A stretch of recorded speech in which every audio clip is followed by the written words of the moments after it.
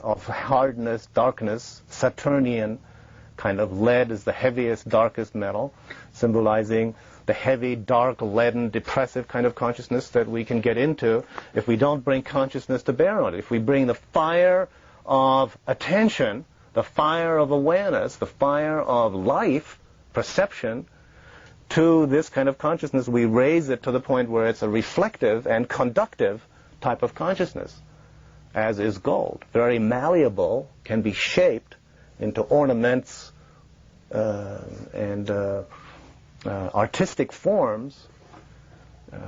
And this is would be the analogy, the imagery for expressing the change of consciousness, the actual change of your mode of thinking, your mode of responding to the world, the mode in which you perceive the world.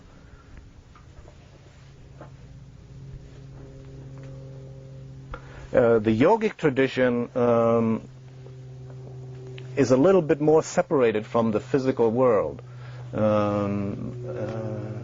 But it works basically with the same kind of, it doesn't work so much with animal or plant, for example, plant substances, although some aspects of yoga do. For example, the tantric tradition in India does use plants and herbs and so forth as an adjunct to consciousness work, but more concentrating on the mental techniques, the meditational techniques of yoga, but the purpose being the same, being the contact with the inner world.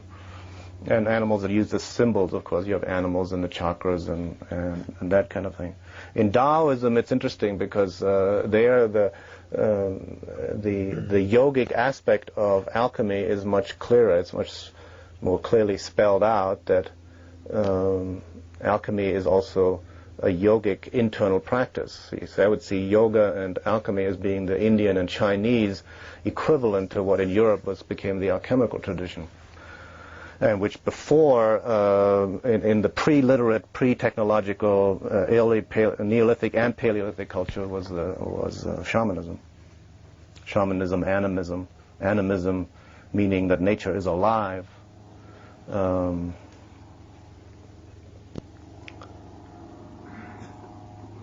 other thing I wanted to say about alchemy is that Jung said, well, the alchemists were projecting the contents of their unconscious into matter. So they were looking at the processes going on in the retorts and having visions or hallucinations from that. They were really projecting their own internal dynamics into that. And what I've come to realize is that this is both true and not true, in the sense that yes, there is projection going on. You are projecting your own images that come out of your own ancestral inheritance into these processes that you're seeing. It's not, however, necessarily, it's not an unconscious projection, because the images that you're projecting are these mythic images that you've been taught, that you have learned from your teachers and from your books that you've read. The figures and the stories of the gods and the animals and so forth, the stories of the ancestors, which is what the mythology is, the story of our ancestors, are projected into these processes. It's a conscious, not an unconscious projection. And it's also, again, to remind you of this thing about the inner and the outer, it's not only a projection. Yes, there is projection, but there is also perception. Projection and perception are the two poles of the processes of our attention in relationship to the world.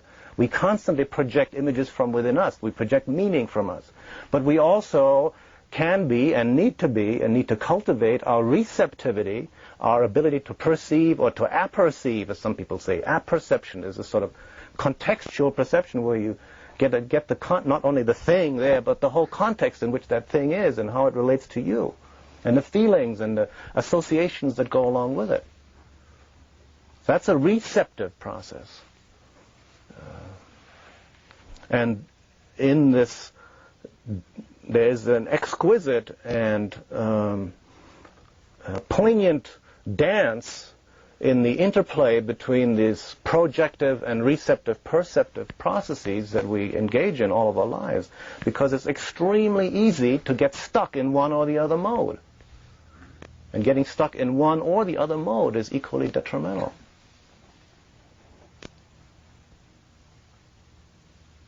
Many psychics, for example, get stuck in the receptive mode. They're not able to make the discrimination between what's their own projection and what they're actually perceiving. And often they take on a lot of physical illnesses or psychic discontents and distress as a result of that. So,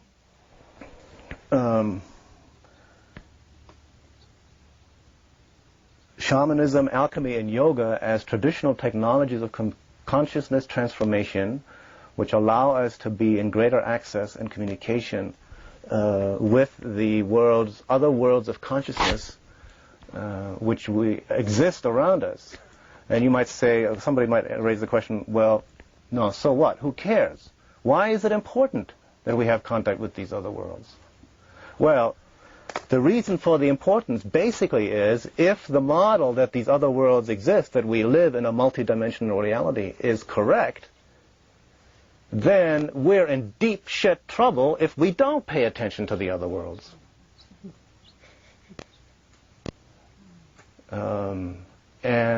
Since all of the traditions, spiritual traditions, psychic, philosophical, religious traditions of all times, including shamanism, are unanimous in asserting this claim that our ordinary attention and consciousness is limited to this pathetic fragment of the possibility to be perceived.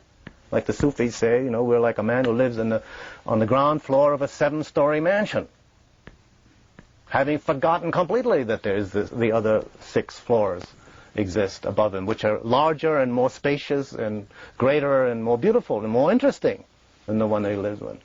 And if a lot of your essential knowledge comes through to you from these other dimensions and you've lost contact with them, you don't even have the essential mechanisms for survival.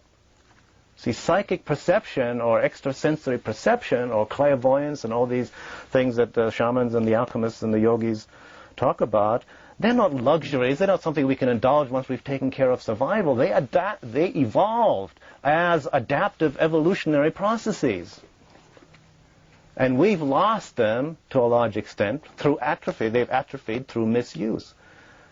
It's very clear from anthropological research that primitive, pre-literate Aboriginal cultures have abilities that we call telepathy, clairvoyance, and so forth as a matter of course. They take it for granted, and they use it for survival. For example, think of a hunter tribe that's in Africa, the Bushmen and the Kalahari. This has been documented, that sends out a band of 6 hunters to track some animal, which they may be gone for 5 days.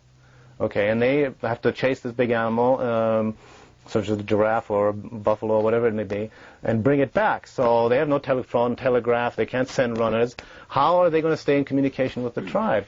It's been documented that they are in communication with, telepathic communication with the tribe, whether the tribe can know that it's essential to their survival. They need to know when food is going to come, whether the people are okay. Be clairvoyance, which simply means being able to see some of these more subtle phenomena that are normally kind of just disappearing into invisibility or imperceptibility, is equally essential. And your survival could hinge on it. So I see this, and we're not exactly in a position to say that our attitude has contributed to our survival. I mean, people do say that. People even say that nuclear deterrence has, the nuclear buildup has prevented nuclear war so far, hasn't it? We should congratulate ourselves how well we've done.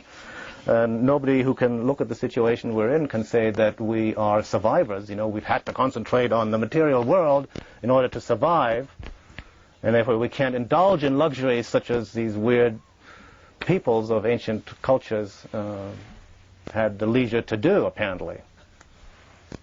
It's not the way it is. One interesting difference in the shamanic practice that's now from their role in traditional culture, some of which of course still exist, is that in what you might call neo-shamanism is no longer the shamanism of the expert. This is one of the things I appreciate very much about what Michael Horner does. He's taken certain aspects of what he calls core shamanism, whether it's that or not doesn't matter, certain techniques shared by shamanic cultures all over the world, and shown that Westerners, Anglo, white Westerners,